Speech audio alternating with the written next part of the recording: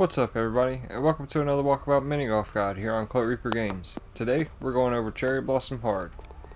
This is a full guide, so we aren't just going over all the hole-in-ones, but also the best ways to go about each hole and get under par. We do have a hole-in-one shot for all but 2 holes though. Keep in mind when I give an estimated power level for a shot, it may feel a little different to you than it does to me because of difference in putter strength. I like to keep mine at 85%, but you should use whatever you're most comfortable with. With all that out of the way, let's get into it. Hole 1 has a pretty easy hole-in-one. We're just going to bank it off of our left, off the wall behind the cup, and then into the cup. This one's probably about a 4.5, a 4 or so on the power level. But if we look to our left, there are actually some dots right here. I know it's hard to see on video, but they're there. You'll be able to see them in the game. This line isn't super specific, but we're going to hit the wall right behind those dots or right before the dots. There is also a second hole-in-one line, but I tried to get footage of it, but I actually kept doing this one and getting it over and over again. Just because the line's basically in the same spot for both shots, just depends on your power, but you'll bank off the spots I just pointed at for the other. I had actually never seen a hole-in-one on hole 2 until I was in practice looking for hole-in-ones on holes I didn't know I'm on for this course.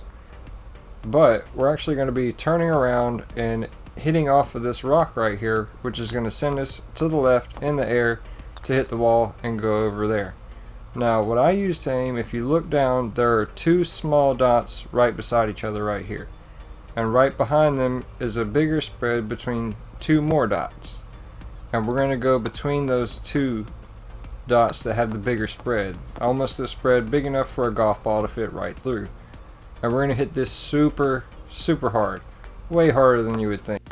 Like a 7 or 8 out of 10, because when we hit that rock, we want to actually jump higher than that void to be able to bounce over into the carpet and into the wall.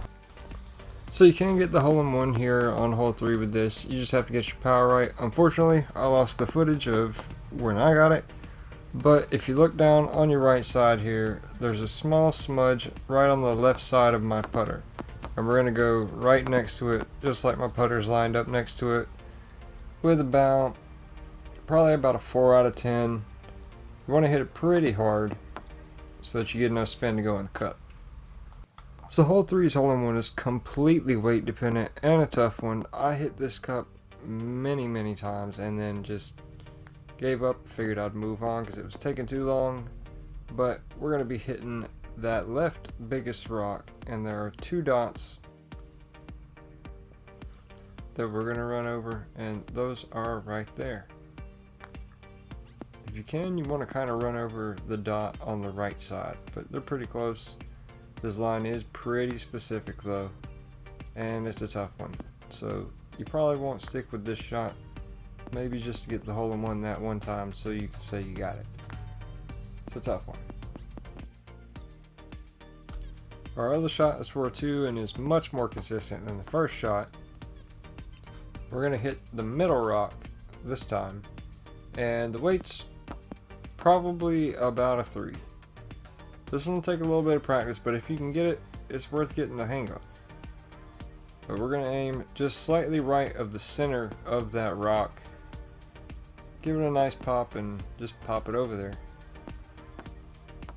Might not be the shot that you want to go for though. I know a lot of good players who this shot they couldn't get it to work for them, so.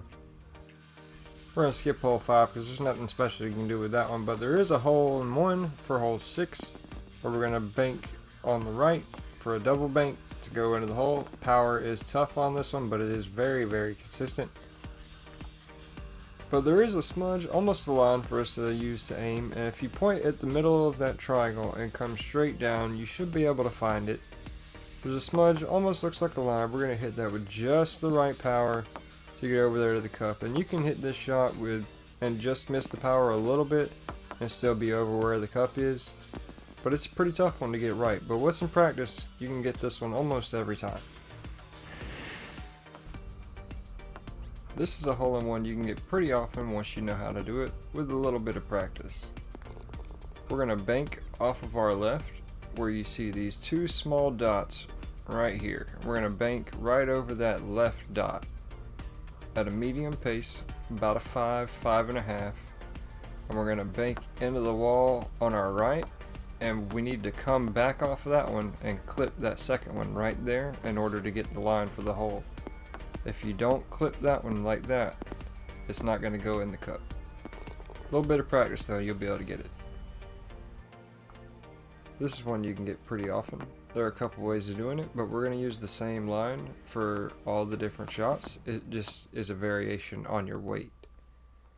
And we're going to go right over this dot on the left side. Nice to have a very visible dot for a change of pace.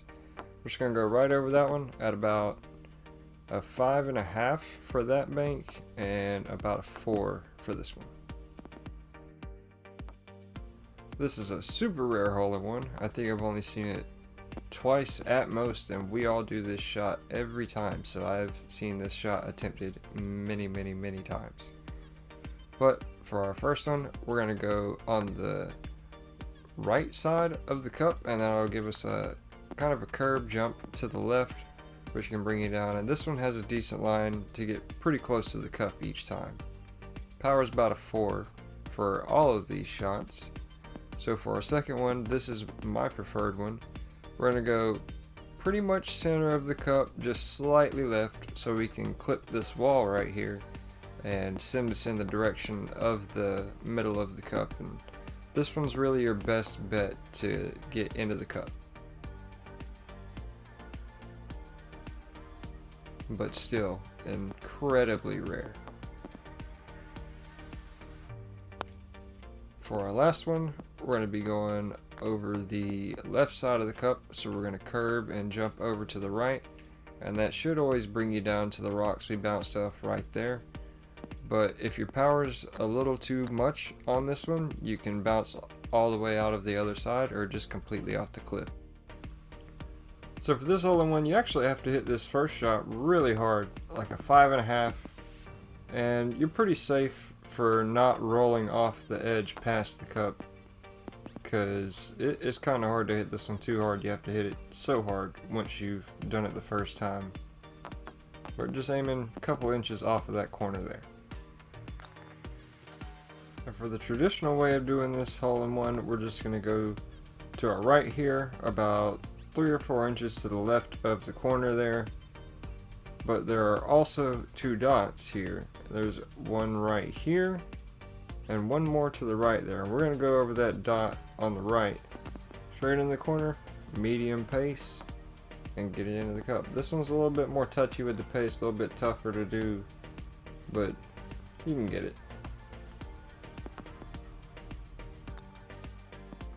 This is a hole-in-one you can get really consistently a few different ways. Our first one is going to be a bank off of the back and into the cup. Now if you look a little bit ahead, slightly to the right of your ball, there's a very visible dot.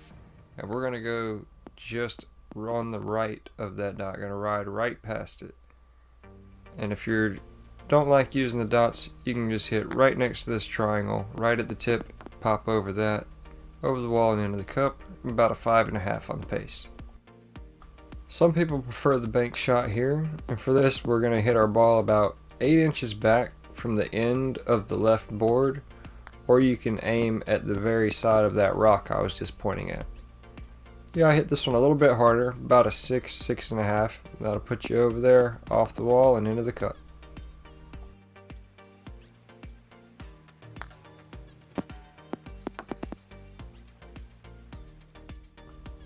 So for the traditional way on this one, we're going to look at that same dot we used before, but instead of going slightly to the right of it, we're going to go a little bit more to the right. And you can see there's another dot just a little bit over from the first one. You can actually just go between those two, and that'll be your line. This one's a little bit more risky though, because you can get stuck in that crack and bounce out. So this is a pretty crazy but cool hole-in-one to get, and you can get it pretty often once you put a little practice in. But if you look right ahead of your ball on the tee box, there are 2 dots right here, and we're going to go just the slightest bit left of that first dot. Pretty much want to graze it with the right side of your ball. You're going to hit this one hard too, like a 7. The power is pretty specific though, so if you hit it just the tiniest bit too soft, you usually go into the river, and if you hit it a little too hard, you can even hit the cup and jump out of the course. But with a little practice, you can get this one pretty often, and it's a cool one to get. So the first way of getting in this tube is a pretty simple bank shot. There's a dot a little bit to your left, right in front of you here, and you just go right over that dot at a very high pace, at minimum a 6 out of 10. And that'll put you in the tube every time. But of course, the harder you hit, the more accuracy you lose. So this is a pretty crazy shot. So there's actually rocks right under the water there, not deep at all, so you can actually bounce on them and bounce back over into the course. And you don't have to hit the bamboo chute. You can do it a few different ways, landing on the stairs or the grass wall and then bouncing back in.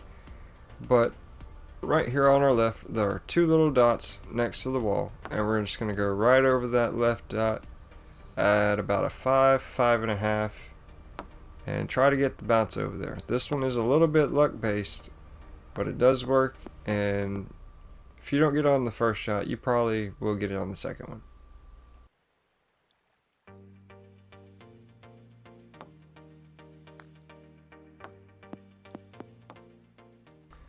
Just a quick tip to help you get this in a 2 more often.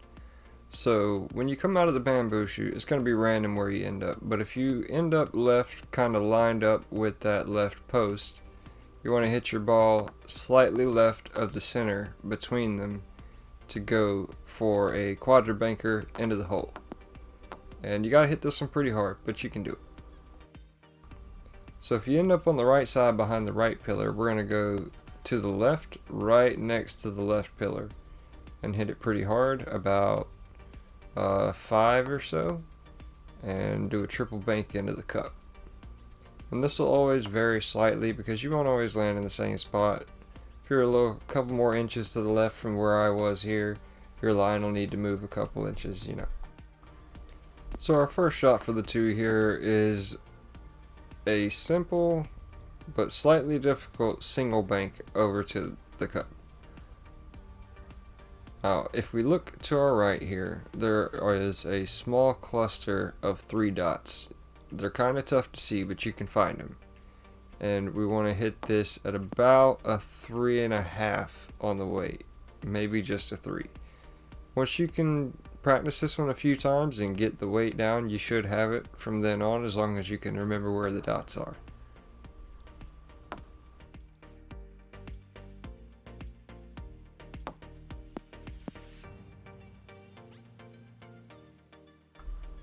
This double bank is a lot more forgiving than the first shot, line and power wise, so this is the one I would recommend.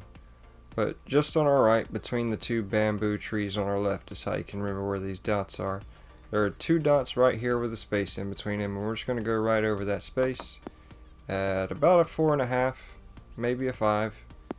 You can get anywhere in there and it should work. Like I said, it's pretty forgiving, this one. This is a super tough hole-in-one, definitely a 1 in 1,000. I've never seen the hole-in-one here, and I wasn't able to get it here, but I got super close. Like, I actually hit the cup at least 15 times. But it's really tough. But there are some dots right here on your left. Gonna hit those really hard and just hope and pray for the lucky bounce that perhaps one day, just may, put you in the cup.